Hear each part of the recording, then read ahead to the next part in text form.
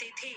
जीमूतवाहन के पिता ने उनको राजपाट सौंप दिया, लेकिन उनका मन राजपाट में नहीं लगता था। यही वजह थी कि वो राज्य का भार अपने भाइयों को देकर वन में पिता की सेवा करने चले गए। वन में जीमूतवाहन को मल्लवती राजकन्या मिली। दोनों को एक दूसरे से प्रेम हो गया। एक दिन जब वन में भ्रमण करते हुए जीमूतवाहन काफी आगे चले गए, तब उन्हें एक वृद्धा विलाप करते हुए दिखी।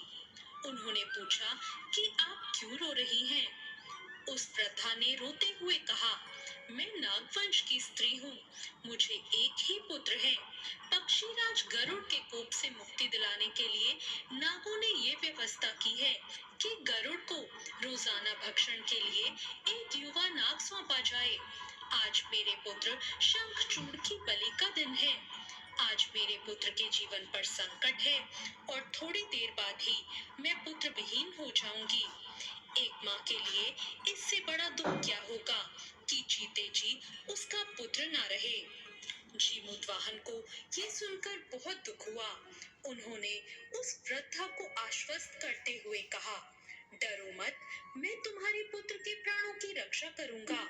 आज उसके स्थान पर मैं स्वयं अपने प्राण त्याग दूंगा और लाल कपड़े में ढककर वध्यशिला पर लेट जाऊंगा, ताकि गरुड़ मुझे मारकर खा जाए और तुम्हारा पुत्र बच जाए। इतना कहकर जीमूतवाहन ने शंखचूड़ के हाथ से लाल कपड़ा ले लिया और वे उसे लपेटकर गरुड़ को बलि देने के लिए चुनी गई वध्यशिला पर लेट गए। नियत समय पर गरुड़ आए और लाल कपड़े में ढके जीमूतवाहन को पंजे में दबोचकर पहाड़ के शिखर पर जा बैठे। गरुड़ ने अपनी कठोर चोंच से जीमूतवाहन पर प्रहार किया। जीमूतवाहन के शरीर से मांस का बड़ा हिस्सा भी नोच लिया, जिसकी पीड़ा से जीमूतवाहन की आंखों से आंसू बहने लगे और वो दर्द से कराहने लगे। अपने पंजे में जकड़े प्राणी की आंख से निकले आंसू और मुंह की कराह सुनकर गरुड़ बड़े आश्चर्य में पड़ गए, क्योंकि ऐसा पहले कभी नहीं हुआ था। उन्होंने जीमूतवाहन से उनका परिचय पूछा। जीमूतवाहन ने सारा किस्सा कह सुनाया कि कैसे एक स्त्री के पुत्र की रक्षा के लिए वो अपने प्राण देने आए हैं। उन्होंने कहा, आप मुझे खाकर अपनी भूख शांत करें। गरुड़ उनकी बहादुरी और दूसरों की प्राण रक्षा के लिए स्वयं का बलिदान देने की हिम्मत से बहुत प्रभावित हुए। उन्हें स्वयं पर पछतावा होने लगा। वो सोचने लगे कि कैसे ये मनुष्य दूसरों के पुत्र की रक्षा के लिए खुद की बलि दे रहा है, और एक मैं हूँ जो देवों के संरक्षण में हूँ, लेकिन दूसरों की संतान को खा रहा हूँ।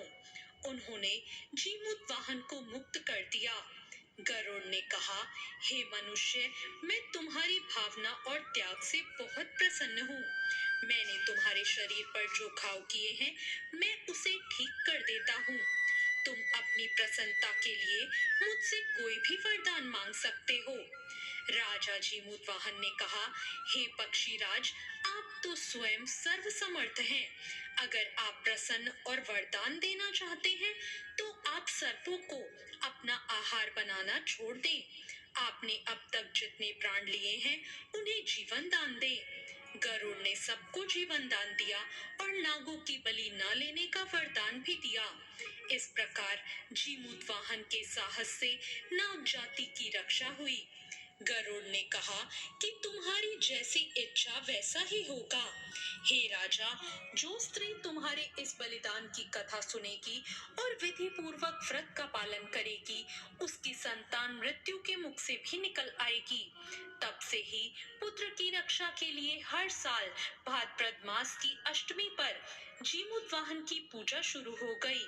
ये कथा कैलाश पर्वत पर भगवान शंकर ने माता पार्वती को सुनाई थी। जीवित पुत्रिका के दिन भगवान श्री गणेश, माता पार्वती और शिव जी की पूजा एवं ध्यान के बाद ये कथा सुनाई जाती है।